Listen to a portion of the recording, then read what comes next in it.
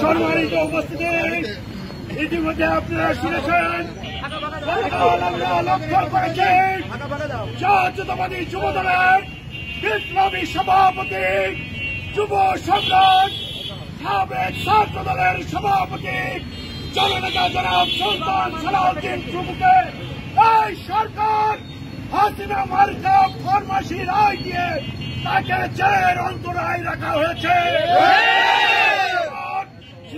জেলা যুব দলের পক্ষ থেকে আমরা এই ঘটনার তীব্র নিন্দা এবং প্রতিবাদ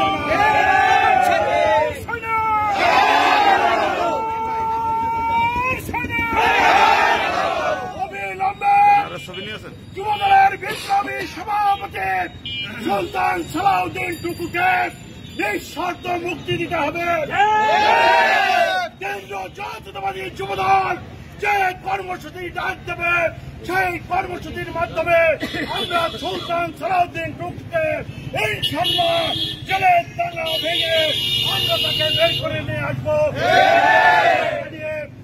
আজকে যারা আপনারা এই তীব্র গরম সংঘাত উপেক্ষা করে যুবদলের ডাকে সাড়া দিয়ে আপনারা উপস্থিত হয়েছেন, আপনাদের সবাইকে জেলা যুবদলের বিপ্লবী সভাপতি হাসান আলী প্রণব সহ জেলা যুবদলের নেতৃবৃন্দের পক্ষ থেকে আন্তরিক অভিনন্দন এবং শুভেচ্ছা জ্ঞাপন করে আজকের মিছিল মিটিং এখানে শান্তি ঘোষণা করছি।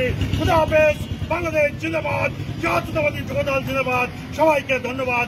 আসসালামু আলাইকুম।